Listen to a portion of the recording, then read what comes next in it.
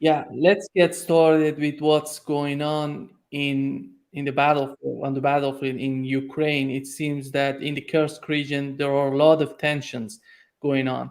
What are we hearing from Russians right now? Well, this evening's news, the Viesti program at 8 p.m., opened with about 10 minutes of coverage of precisely this, showing the meeting that Vladimir Putin had with his closest colleagues in the defense area, that is the Minister of Defense, Belousov, Shoigu from the Security Council, and Gerasimov from a remote position, all reporting directly to, oh, of course, the head of the FSB, Bortnikov. These three in his presence and one in remote were reporting to him on what is happening in the Kursk region. We have to remember, again, looking at the map, what are we talking about? Kursk is a rather big province, but it, like Belgorod, it is a border that Russia has with Ukraine. And we haven't heard much about it, although I can tell you that this year, there has, and in the last few months, there has been considerable action in Kursk as drones and other attack equipment have been used by the Ukraine against the residential areas close to the border, but not only. Missiles have come further into the Kursk Oblast. Now, what is this all about? Well, the scale of it. To put it, the numbers that I heard this evening, according to Gerasimov, there were 1,000 Ukrainian forces who came at 5:30 in the morning. They attempted to cross the border, and they attacked and damaged to the best of their ability residential homes and civilian infrastructure just on the Russian side of the border. They were driven back by Russia's security personnel on the border guards, and also by military detachments from who were sent in for firefighting to push them back. The Russian reports say that out of the original 1,000, 350 Ukrainians were taken out of action. Of those, one-third were killed outright, and two-thirds were severely wounded. They showed on television some of the captured Ukrainian fighters who were explaining what they were sent to do. But in the bigger order of things, this incursion, very much like the incursion months ago in Belgrade, has a specific purpose, which is not a military purpose, but a terror purpose to frighten the Russian population. And I'd say, considering the overall situation of Ukraine on the ground, which is dire on the front lines, the intention is to distract attention away from the battleground losses and to show that Ukraine still has available reserves and available strategies to impose losses and to humiliate Russia. That was what Belgrade was all about, and that is what this is all about. I'd say this comes virtually on top of the latest public relations stunt, which was a day ago when Zelensky pointed to the two F-16s flying overhead and was saying how wonderful it is that Ukraine has just received 10 such planes, and how this would give them the ability to defend themselves against the Russians. These are distractions. 10 planes with a total of 6 Ukrainian trained pilots. Even if the planes are filled by NATO personnel dressing up as Ukrainians, this against several hundred, 600 or more advanced fighter jets on the Russian side tells you that the chance of changing the balance of power in this war is nil. It is a public relations stunt to raise the morale of the otherwise very depressed Ukrainian armed forces. Now, what do we mean by depressed, and why would they be depressed? Again, the figures that came out 2 days ago. This is from Shoigu, who was in Baku. He had just arrived in Baku for a meeting with the Azerbaijani leadership, having just been in Iran, in Tehran, where he was conducting some very important discussions with the Minister of Defense, with the newly inaugurated president of Iran, to assure them of Russia's ability and intention to fulfill all obligations arising from the agreement on common defense that Russia and Iran have reached. So Mr.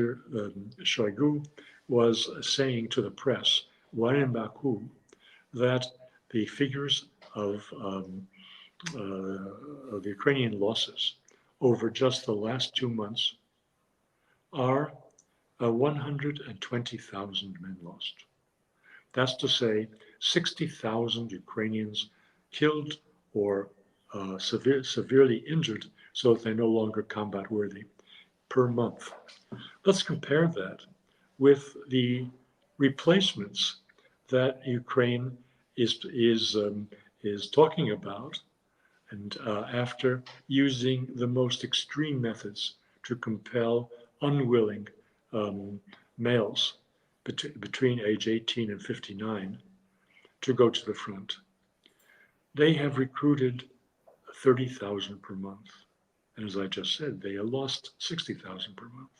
And that's not the whole story, because those 30,000 who are coming on are, according to Russian information, only receiving 1 week's training before they're sent to the front.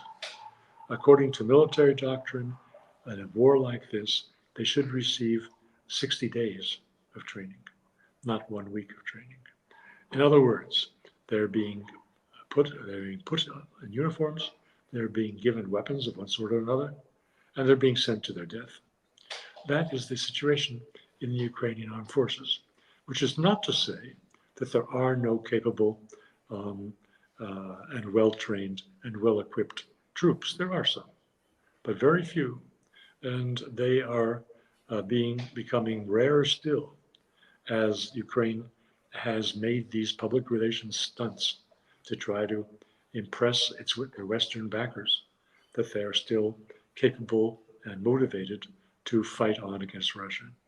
They are stunts. They are not militarily justified, and they're very, very costly in terms of the lives and combat worthiness of the few brigades that are of higher quality in Ukraine. Don't you think that part of what they're doing right now is because the United States is totally concerned about what's going on in the Middle East? That's why it seems in the eyes of the Zelensky administration, they're just not the priority of the United States anymore. Well, I wouldn't read it quite as you have done. You are suggesting that the United States is pulling out or has lost interest. I don't think it's lost interest. I thought there are enough neocons at the helms of power in Washington for them not to be totally distracted by events in the Middle East and to maintain Washington's flow of arms to Ukraine, even if some arms are being diverted to Israel, indeed. Nonetheless, when you hear about the daily kill ratio that the Russians are practicing, not just on personnel, but on Western equipment, the equipment is vast.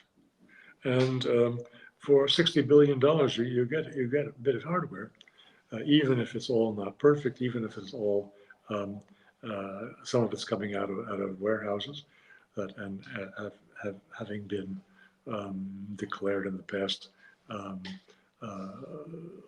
below standard. Nonetheless, the Ukrainians have a lot of gear, and a lot of gear is being blown up every day. How many tanks, how many Bradleys, how many armored personnel carriers of one manufacturer or another? We hear about it, and it's a never-ending list. So there's a lot for Russia to destroy. And among my peers, commentators on your program and on other major news portals of alternative news, there is very often the the tendency to speak as if Ukraine is at the end of its rope, um, or as you were just suggested, that Washington is no longer interested. I'm sure there are people in Washington who are interested, um, and uh, and the flow is not stopping, even if it is reduced somewhat. That's not the problem. The problem is Ukrainian manpower, and nobody can replace that. Certainly, nobody in Western Europe wants to replace that with themselves. The United States, of course, also has no intention of putting boots on the ground. So, in terms of live personnel, it's only what Ukraine can put up. And as I indicated, on the basis of information that's being disseminated by Russian news, the replacement of wounded or killed officers and troops in the Ukrainian army is substandard. It is people who have been dragooned and who, at the first opportunity, will raise their hands and surrender to the Russians. So the Ukrainian position on the field of battle is a losing hand.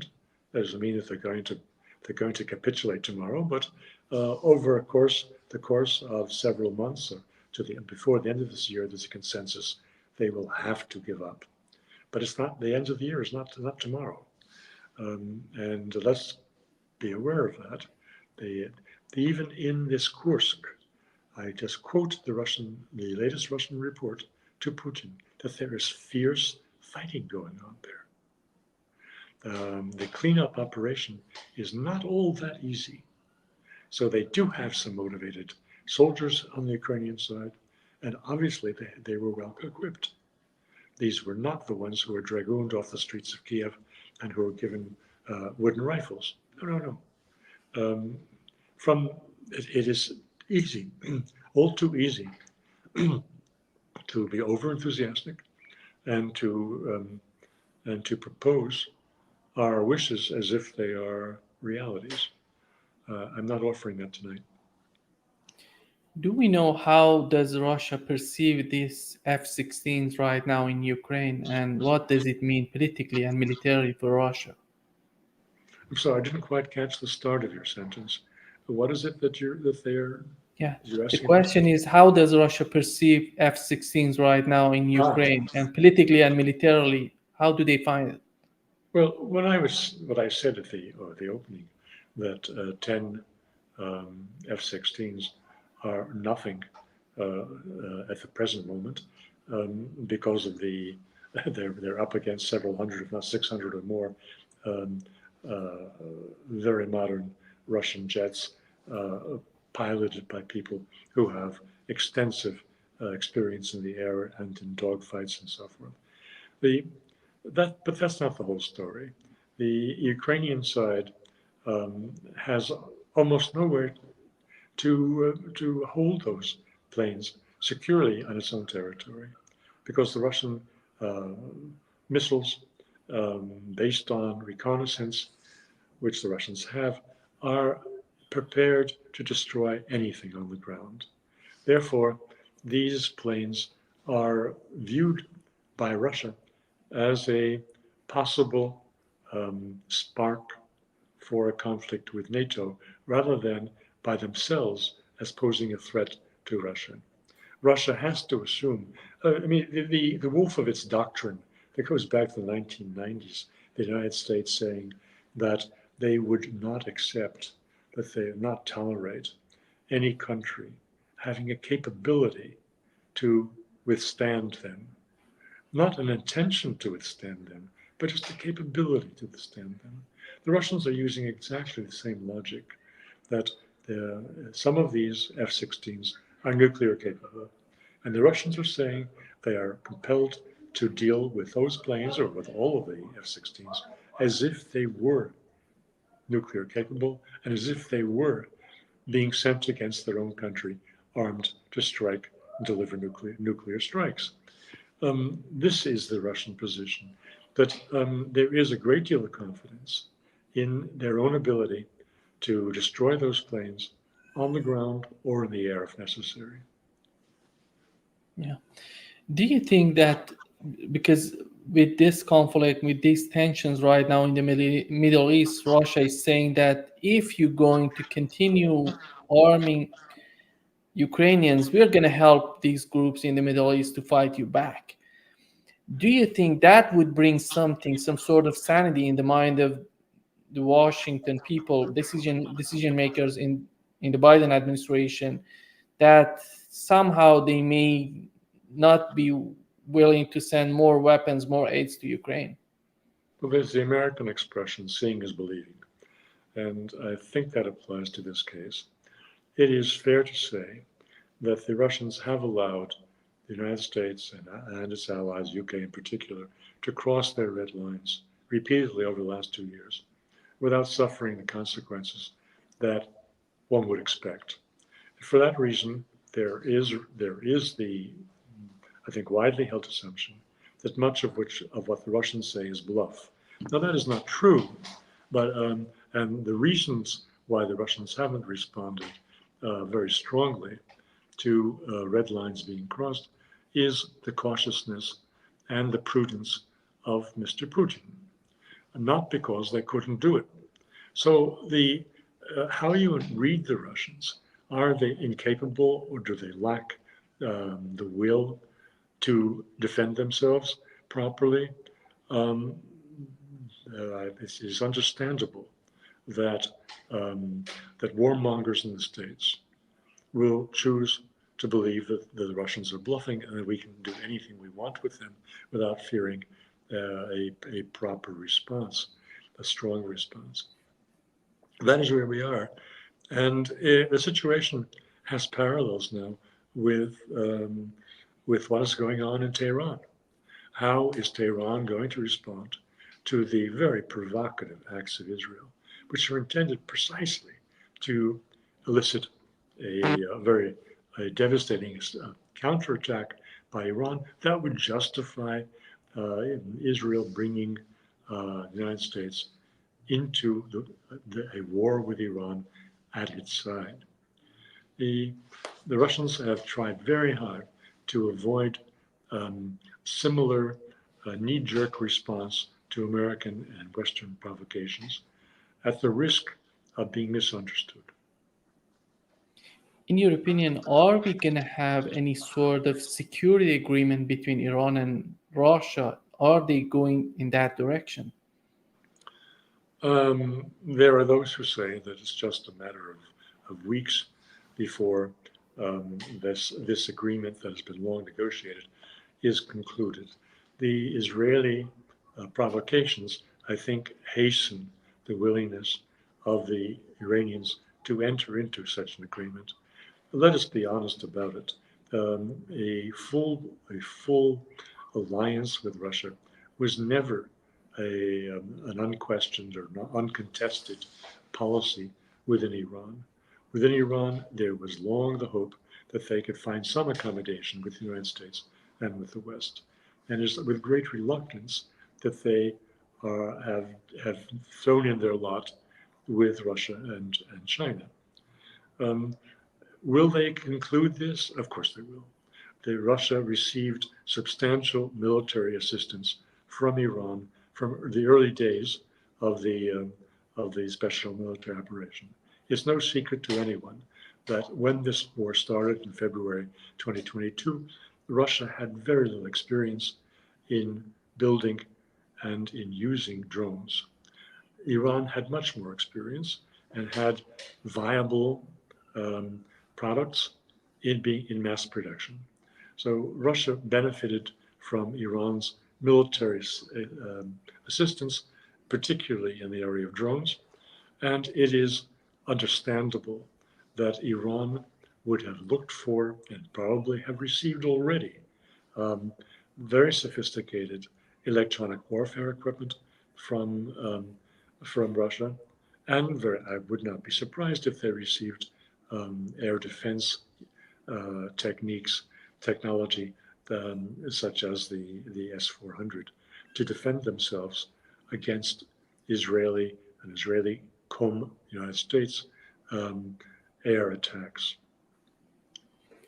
In your opinion, is just talking about the conflict in Middle East, do you think is Israel seeking for any sort of strategic objective when it comes to these assassinations, military and political assassination of Hamas leaders? I think there's a consensus in the alternative media, which I and you are a part, that that Israel has staged these assassinations, and most especially the assassination of the Hamas leader in Tehran, precisely to provoke Iran into countermeasures that will lead directly to a hot war in which Israel will find the United States finally, reluctantly, at its side as an enabler for attacks, including possibly nuclear bomb attacks on Iran. This is not something that you require a great deal of expertise to arrive at. It's patently obvious. The murder of the moderate Hamas leader who was actively participating in the hostage negotiations and the ceasefire negotiations. That could not be a stronger statement that Israel is looking for a war. Now, I use the word Israel as if the whole country is behind that. Regrettably, a large part of the Israeli population is behind that. Probably a majority of the population. But the real mover here is one man and a couple of his accomplices. The one man is Netanyahu. His own personal ambition and personal need for a wider war, to stay in power, to hold on to power, to avoid leaving power and finding himself in the courts within Israel and outside Israel for his domestic crimes and for his war crimes as regards the court in Hague. This is a compelling reason for him to do what he's doing now against his own national interest. It is hardly in the national interest of Israel to find itself at war with all of its neighbors. That is not viable. Israel was humiliated by Hezbollah in their last war. Now here we're speaking about combined forces of Hezbollah, Iran, and the Houthis in Yemen, and as well as these militias that are in Syria and Iraq. That is risking the survival of the Israeli state. And for what purpose? Other than, I said, to save the skin of one Mr. Netanyahu. The other thing would be you talk about Wolf's doctrine and these neocons who are behind this type of ideology when it comes to Russia.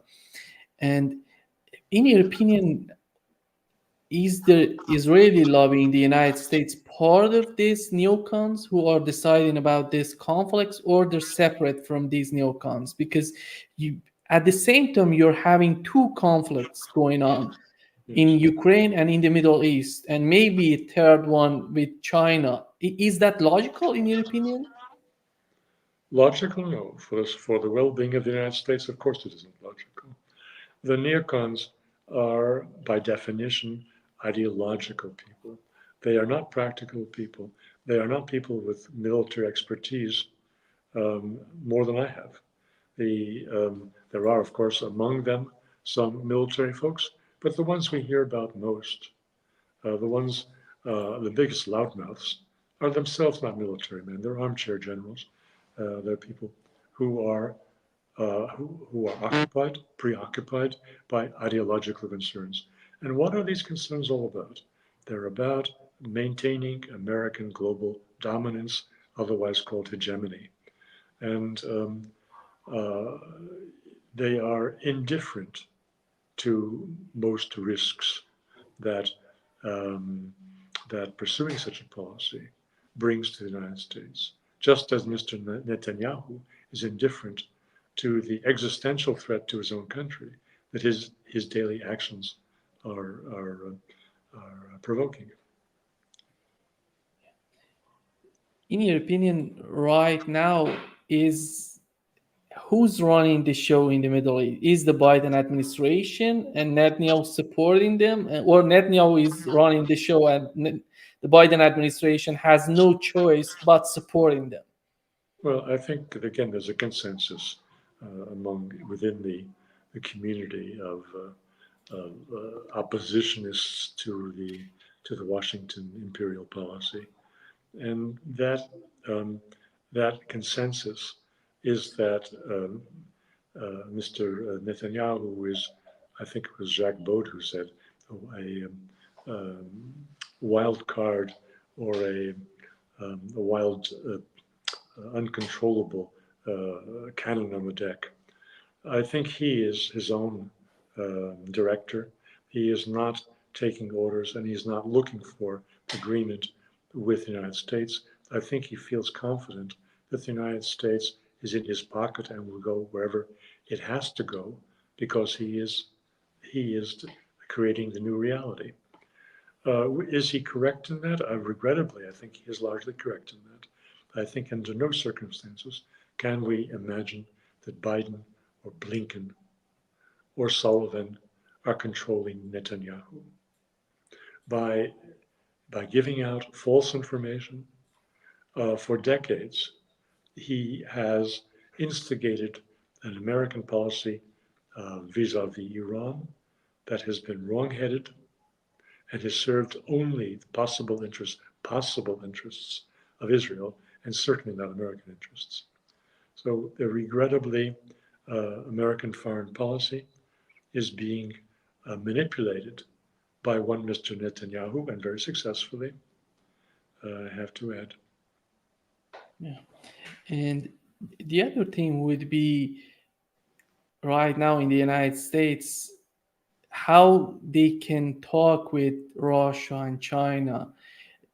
Last time we heard that there is some sort of communication between Putin administration and and Washington was this attempt to assassinate Putin, and they tried to talk with Lloyd Austin.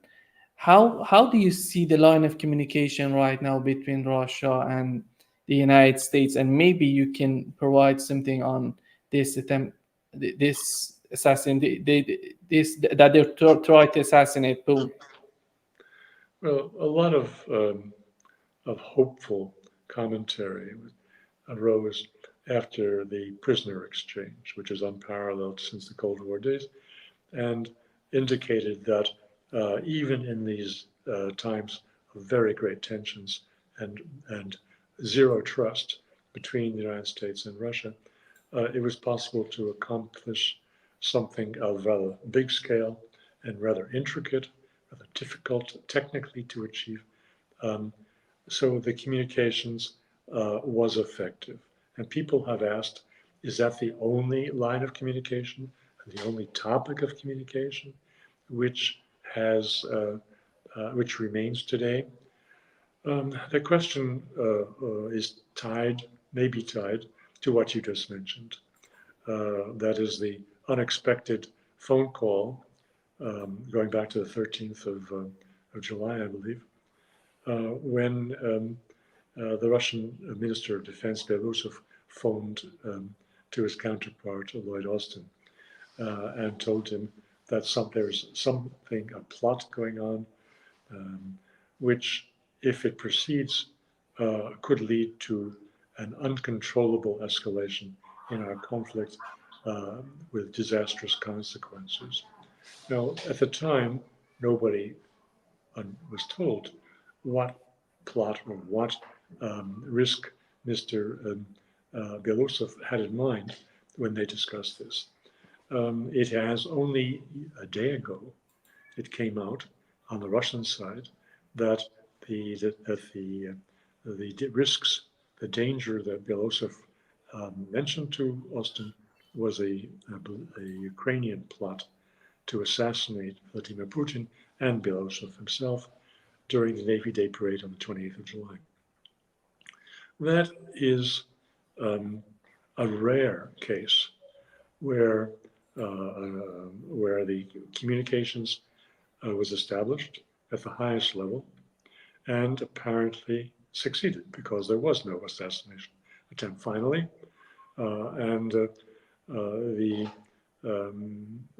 Austin was said to have expressed surprise, but to have taken on board the information from Belousov as something he would investigate. Presumably he did. I would not read any particular hopeful signs of a broader communication line between these two countries from these two events, that is the prisoner exchange and the assuming the American reprimand to Ukraine not to even think of carrying out such a plot. Does this mean that there are secret negotiations going on today between Russia and the United States over the end to the Ukraine war? I think the consensus is no. There is no broader line of communication that would bear on the risks that we all are facing coming out of the Ukraine war. Are there other lines of communication between the two countries? Yes, there are. For example, both the United States and Russia have forces in Syria. And going back to the period just after the Russian intervention in Syria in 2015, American and Russian forces on the spot established lines of communication to avoid conflict that could escalate into a war. We assume that those lines of communications, which are local level, not highest level, remain in place. The lines of communication are extremely important. And one of the biggest losses when the intermediate and medium-range missile treaty was abandoned by the United States and subsequently suspended by Russia, it was the whole process of exchange of personnel and of information at various levels to maintain arms control. That was of very great importance in stabilizing the relationship between the United States and the Soviet Union and the successor state, the Russian Federation. That, regrettably, I think it was more important than the widely advertised merits of these treaties in terms of equipment staying in place, that there be no arms war, no development of further arms. That is almost, my estimation, a secondary consequence of these treaties. The primary consequence being trust building from the broad exchange of personnel and the verification processes that were embedded in these arms treaties. Yeah. And the other thing would be, how does the United States perceive the protest in Hiroshima against Israel? In your opinion, how are they trying to manage what's going on there, or they're not capable of doing this? Well, I think the United States is managing the relationship with Japan very effectively. They have kept Japan down. They have a prime minister in Japan who is doing the bidding of the United States. The speech which he delivered yesterday on the anniversary, 79th anniversary of the Hiroshima bombing, could not have been better written if it had been prepared in Washington. He said what the Americans would love to hear. He did not say a word about who dropped the bomb, the Americans, that is. He did, and instead he used the opportunity to make false accusations against Russia for saber rattling and threatening the world with nuclear weapons. So that is precisely the Washington line, and we heard it from the mouth of the Japanese Prime Minister. The protests against the proceedings, where 109 countries were present, except Russia, except Belarus, who were not invited, in line with the American imposed isolation policy on Russia and Belarus. This was all again part of the American scenario. The world isolates these rogue countries that are engaging in aggressive action against the freedom-loving democratic country of Ukraine. So the Japanese were doing their best. They invited the Israelis, which sparked a protest the day before, on the 5th of August. It did not take place or occur on the 6th because it was banned by the Japanese government. But on the 5th, there were demonstrators against the proceedings that would come the next day, and signs were read, no to participation of genocide states in this commemoration. The genocide state, of course, is Israel. Genocide state, the perpetrators of genocide in Gaza. The United States could sleep calmly. This was not reported by the major media in the West. We didn't hear a peep about it. As I've commented, of course, the fact that Israel was invited is not as objectionable as the protesters would have it.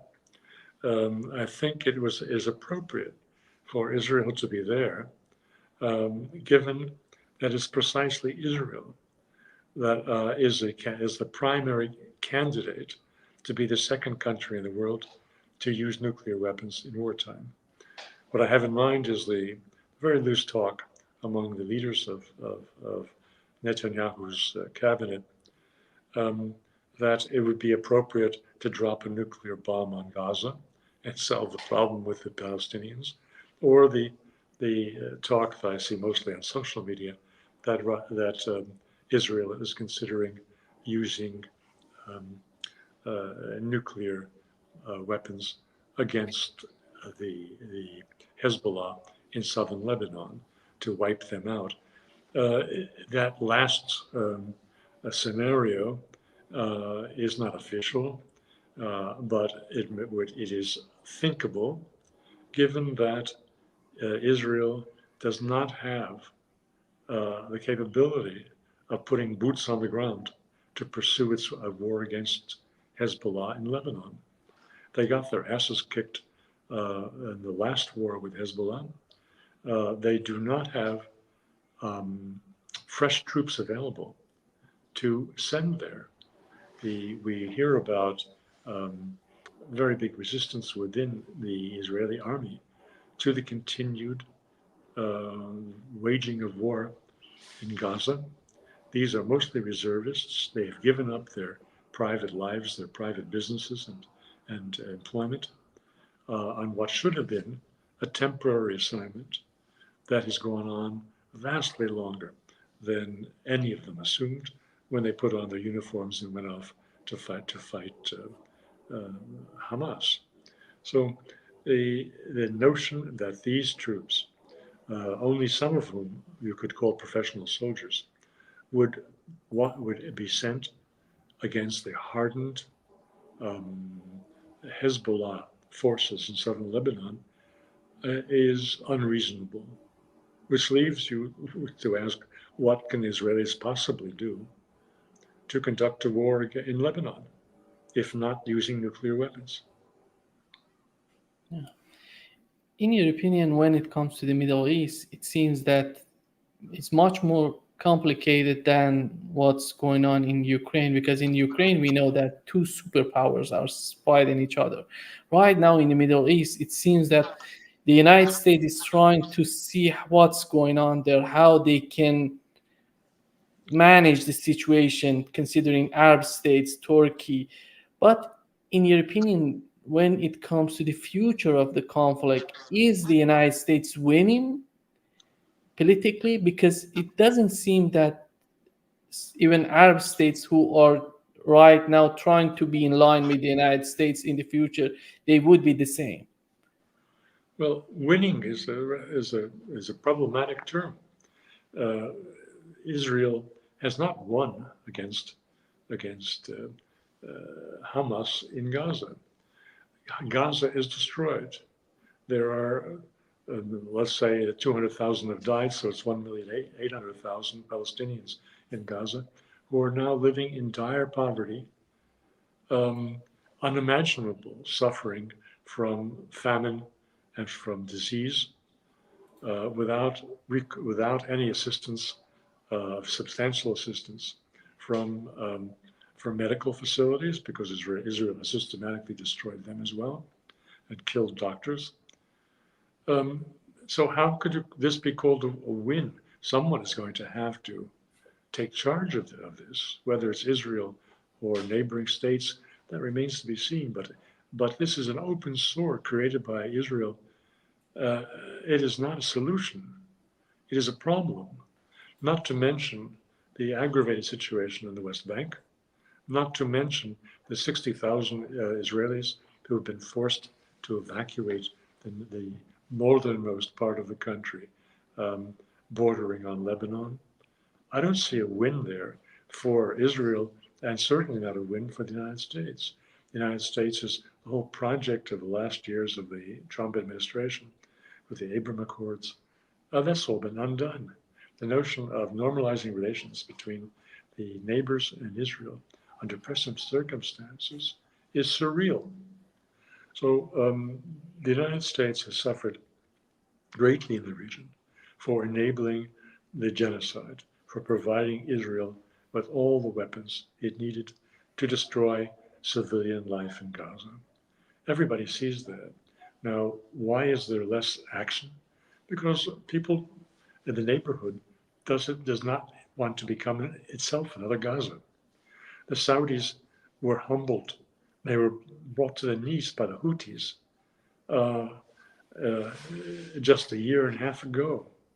The um, the peace between or the accommodation between Iran and Saudi Arabia was the consequence of the military threat to the industry, the petroleum industry, the refinery industry in Saudi Arabia, which the country itself could not realize. They could not defend themselves properly. And so if this small outlying and impoverished part of the neighborhood in Yemen was able to force the Saudis to reconsider their policies, um, and ultimately to agree to broker peace with with Iran, then the larger um, participants in the neighborhood pose still greater um, risks to themselves if they should follow the street and seek revenge on Israel. None of them want it. Jordan doesn't want it. They all have a lot to lose, and they all are aware of the military might of Israel, which Israel, as we've seen for the last half a year, has no hesitation of unleashing, regardless of the suffering for civilians and for the broad population of the neighborhood countries. In your opinion, this behavior of Israel, just everybody knows that the upper hand that Israel has right now is their nuclear bombs. And would that convince these Arab states, Iran, Turkey, go after nuclear bombs? Because at the end of the day, they're thinking of Israel and how to deal with Israel. Well, this is not a new problem. It's a problem that goes back perhaps 30 years. So I don't see what is happening today that would cause the neighbors to change their minds about the advisability of acquiring nuclear weapons themselves. The problem will not solve the problem. Or for a country that is behaving in an almost suicidal way like Israel is today, I don't believe that their neighbors acquiring nuclear weapons would change their conduct. Um, the Saudis are showing very great prudence. The Jordanians, the same thing. I don't think any of them has a warm word for Israel. They're not acting out of common feeling. They're acting out of simple fear of devastating losses, which they cannot prevent with their own military resources. Um, how all this will end, I don't know. But when you look at Iran, you're coming up to a different situation. Iran is not Saudi Arabia or Qatar or these other countries. Iran is a very substantial, very mighty country. And it too will only enter into war as a last resort, not as a first choice, not even as a second choice. They will not be humiliated. The assassination in Tehran was humiliating, and Iran is obliged to respond.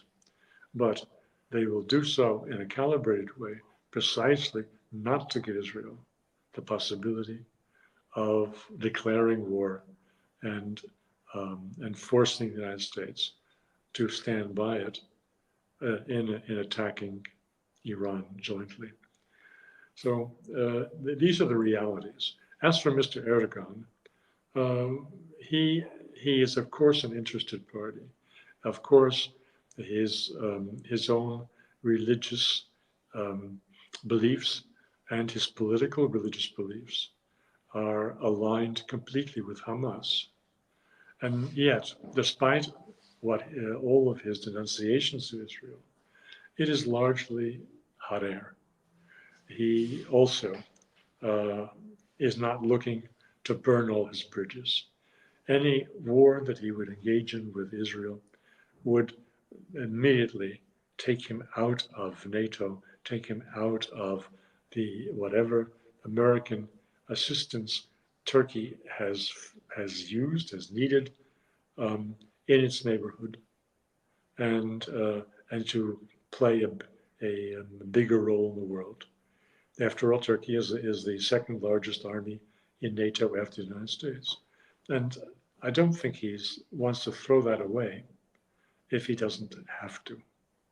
So all of the neighbors have a lot to lose in a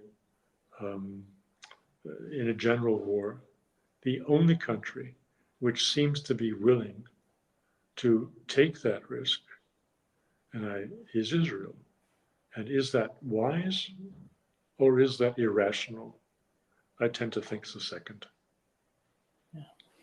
Just to wrap up this session, whenever we talk about the conflict in Ukraine and right now in the Middle East, the role of Europe is just missing. Nobody knows what Europe is doing right now and why they're not playing an important role in all of these discussions, all of these conflicts.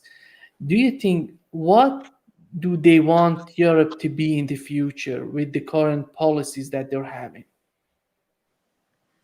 Well, Europe is lost, and unfortunately, in the midst of all these crises we've been talking about, there are Olympics games going on.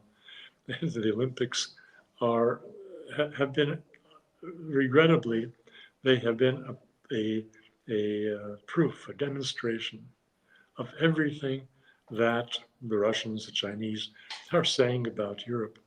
That it's a civilization that's lost. It's a civilization that is committing suicide. The notion of Europe's place in the world has been a matter of conjecture, a matter of discussion of some very smart people on television programs and discussion groups for decades now, and without any result. They're sterile discussions because the elites that are conducting them are disconnected from their own nations. The idea of Europe as a supranational body is a departure from the Peace of Westphalia, from the sovereign nations that were deemed in 1648 to be the best protection of the rights of their citizens, the rights to live and to enjoy religious freedom and other freedoms. That was what was achieved in 1648. The 1992 agreements on the European Union have been a negation of that. They are an affirmation of globalism. They are an affirmation that that national identity is a source of war. Nationalism is a source of war, which is another very closely related concept to the American guiding principle that democratic countries are not warlike and authoritarian countries are warlike because they're fragile, they do not have popular support, and they need to engage in foreign adventures to maintain their rule over the country. These are wonderful ideas for intellectuals to play with. They're totally false ideas. And the European Union today is based on a collection of false ideas. So to speak about it's exerting a place in the world until it reviews the academic and unrealistic concepts that it holds dear today, makes no sense. Europe has no future until it starts looking in the mirror, and until the elites that we have today are replaced by people with some common sense who are not ideologues.